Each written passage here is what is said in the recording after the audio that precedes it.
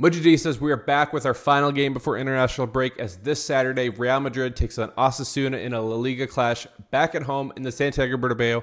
In this video, I'm going to be previewing the matchup, telling you a little about Osasuna and some of the players to look out for, telling you what Real Madrid actually needs to do to actually get a win, guys, and score some goals as well, and giving you my starting 11 and, of course, my official match prediction. But before we get started, if you're new around here, I'm Dally with Dallyfc, and I cover all things Real Madrid. At the end of the video, if you like the content and you want to see more from myself, please hit that subscribe button. Right now, smash that like button. It helps you out a ton. And let me know in the comments what's your official match prediction for Real Madrid versus Osasuna. So, Madridistas, this has been a couple of just terrible games for Real Madrid lately. First of all, we get absolutely destroyed against Barcelona at home, 4-0. And then AC Milan comes in, and I think, hey, maybe this is going to be a bounce back game for Real Madrid. Nope. AC Milan comes in and defeats Real Madrid 3-1. And again, so currently in the last two games, it's been 7 goals for the opposition and only 1 goal for Real Madrid. And that 1 goal, guys, came from a penalty kick. Just mind-blowing. If you would have told me this coming into the season that we'd be getting absolutely worked by a Barcelona team that I didn't think was going to be as good as they are, or an AC Milan team who's middle of the table in Serie A, I would have called you a liar, honestly. But unfortunately, this is the reality of this Real Madrid squad currently, in the current state that we have, dealing with injuries right now, missing Carvajal, and the new injury, guys, continues. It seems like every single video I talk about it, we have a new injury. Tchouaméni has a sprained ankle, and he'll be out about a month right now for Real Madrid. So do not expect Tchouaméni anywhere near the starting lineup or even the squad over the next month. Now, luckily, we do have international break coming up here. It'll be about 2 weeks for us. And so hopefully that's a time that he can rest and recover, plus a couple other players too. Hopefully we get no more injuries in this one, knock on wood. But yes, just did have to let you guys know about Tchouaméni and unfortunately the injury that he sustained. Now, coming into this game, playing Osasuna, right? Well, expectations, you might be like, Osasuna? Like, who's Osasuna? How are we going to be doing against them? Well, as you can see over here, we are looking at FotMob. We're playing Osasuna this weekend, and currently, every single time that we've played them, overall, Real Madrid has 17 wins, 5 draws, and we've only actually lost 1 time to Osasuna. And over the past couple games, we defeated them last March 4-2. We defeated them last October 4-0. 2 years ago in May, we beat them 2-1. So you think coming into this game, Real Madrid has this easy, right? Well, actually, guys, Osasuna, they currently sit 5th in La Liga, and they're only a couple points. They're only 3 points right now behind Real Madrid. And so if they get a win this weekend, we would still be tied with them. I guess I actually think we'd be a little higher too, just because of goal difference. But Osasuna's not bad. They're not bad at all. This is their last starting 11 that they rolled out there. Zaragoza's 5 assists, 1 goal. And then Budimir right now too has 1 assist and 6 goals in La Liga so far. Now, also the thing with Osasuna that you might be wondering, how have they done against other competition? Well, they actually are one of the only teams that has actually beaten Barcelona this year. And they actually beat them earlier the year, September 28th. They beat them 4-2. And it might be surprising to you. However, I do want to just caveat this. This was not Barcelona's A team. As you can see on the screen, this was the starting lineup that both teams rolled out there. And as you can see, only Lewandowski actually was in the starting 11 for this one. Ferran Torres was out there. Victor was out there, but Lamine Yamal didn't get the start. He came on the 59th. Rafinha didn't get the start. Balde and Casado were also not in the starting 11 as well. So, that's the one thing. They did beat Barcelona. They beat them pretty bad too, 4-2. Honestly, they whooped them. However, this, again, was not the starting 11 that you've been seeing from Barcelona again and again and again. Now, coming into this game, my expectations, I would say, a couple weeks ago, I'd say, we're going to be destroying this team. Unfortunately, the way that we've kind of been playing so far, I have zero confidence in this team moving forward. And really, my lack of confidence stems from Carlo Ancelotti in his decision-making. Starting with the starting 11, every single time, whenever I see it, guys, if he is putting Lucas Vazquez out there, I think we are honestly in big trouble. I hate to keep bringing it up, but taking a look again at Osasuna's starting 11 that we saw in the last one, Zaragoza is going to cook Lucas Vazquez on the left wing for them. And he has, like I said, 5 assists, 1 goal already, and he's going to be getting it into their striker, Budimir. This is not good. This is not good. You cannot be putting out Lucas Vazquez out there because you are doing a disservice to this team if you do that. Now, when it comes to my starting 11 in this one, I actually have 2 starting 11s that I would be very willing to see in this one. And we'll talk about both of them. But guys, let's take a look at the first one. This would be the starting 11 if I was Carlo Ancelotti that I'd be rolling out there for Real Madrid. And as you can see, I'm going back to the 4-3-3, and Rodrigo would be getting the start for me as well. So Villamar up top, Vinny, Mbappe, Rodrigo, and then a midfield compiling of Bellingham, Camavinga, and Fede Valverde. And then this is the biggest difference between this one and probably Carlo Ancelotti's too, because I could definitely see VMR starting. I could see the midfield, his hands kind of being forced now with Camavinga getting the start over Tchouaméni. However, the back four, this is where I differentiate between Carlo Ancelotti and myself. Fran Garcia starting at left back over Ferland Mendy. And then in the middle, of course, we really only have 2 center backs other than Vallejo, who barely even counts, guys. Rudiger and Militao, obviously. And then at right back, I'm playing him out of position. However, I think he could do a decent job here. I would be putting Ferland Mendy at right back over Lucas Vazquez. And guys, we've talked about it before. I cannot stress this enough. I do not hate Lucas Vazquez. I'll go full cam here. I do not hate Lucas Vazquez. I want Lucas Vazquez to succeed every single time. However, Celta Vigo, terrible. BVB, terrible. Barcelona, terrible. AC Milan, terrible. We cannot have a good functioning defense with Lucas Vazquez out there. He's done, guys. He's just done. He offers nothing defensively. When we had him out there against AC Milan, Fede Valverde was holding his hand. When he was out there against Barcelona, Jude Bellingham was holding his hand. I really do, that this is the lineup that you can actually see us succeed in.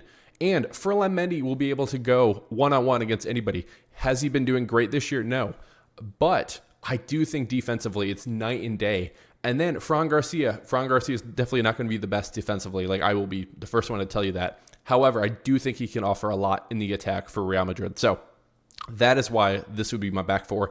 Lunin would be in goal for me because Courtois is still hurt, and I would be expecting us, first of all, Courtois, he actually doesn't play for Belgium really anymore because he had the fallout with the coach there. So I would expect us to rest Courtois one more game, and then he's off for 2 weeks, and then coming back, I would expect Courtois to for sure be back when we go to Anfield to face Liverpool coming up as well. So this would be my starting 11 in the first one.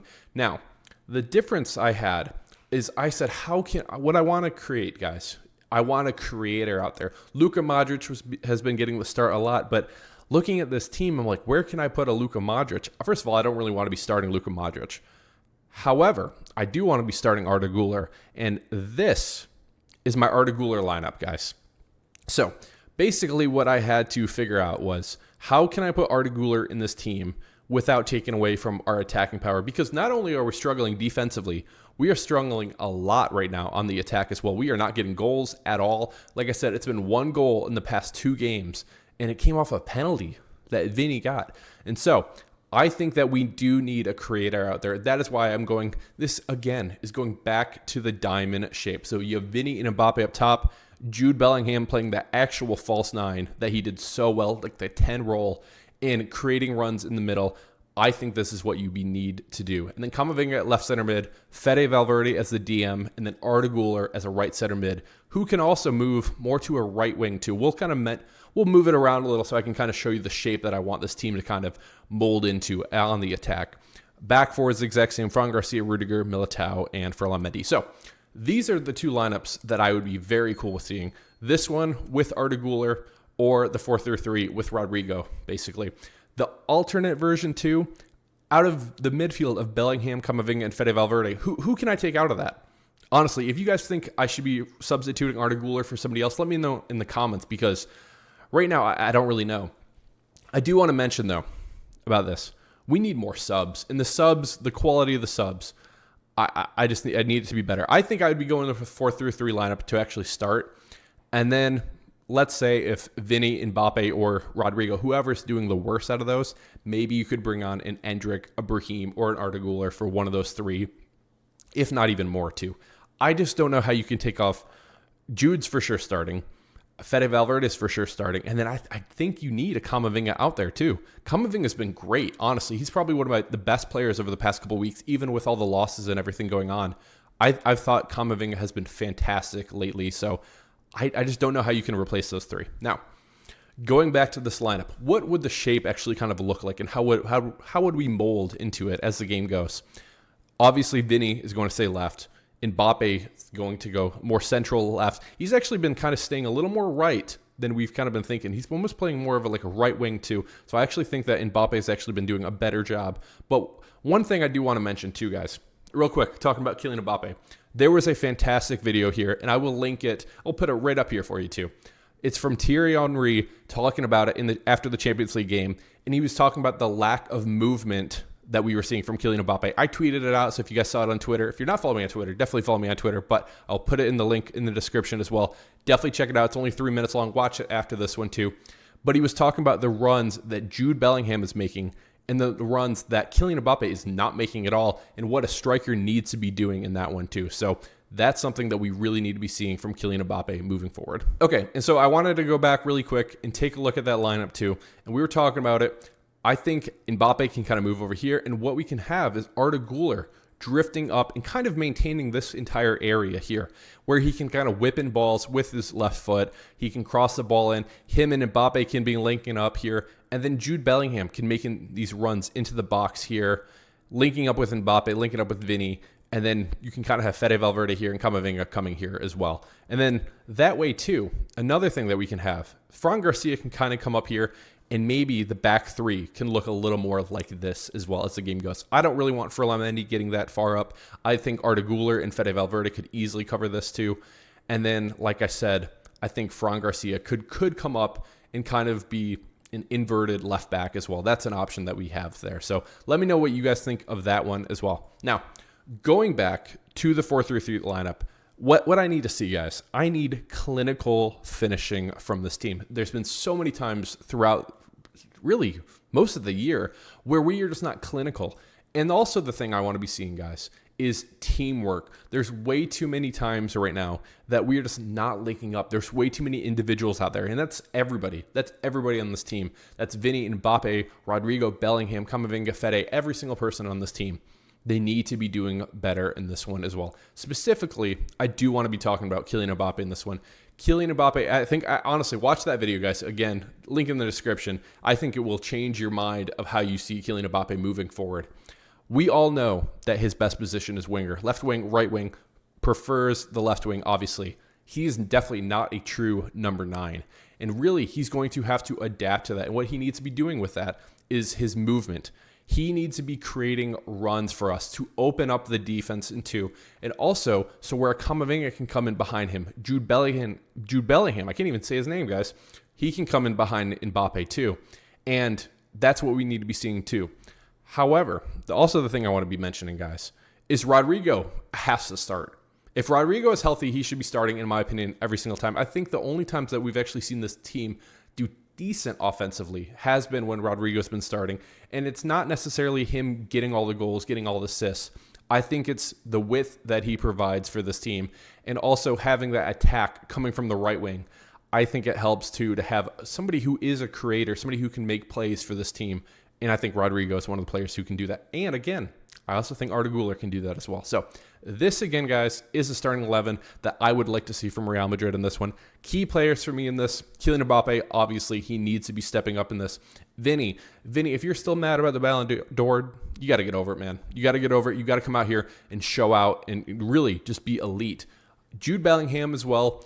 I don't like his positioning lately. I would love to see Jude a little more attacking, and maybe, guys, the 4-3-3 can look a little more like this because, again, we're not getting goals. We're just not getting goals. We need to be getting goals, and I can't stress that enough.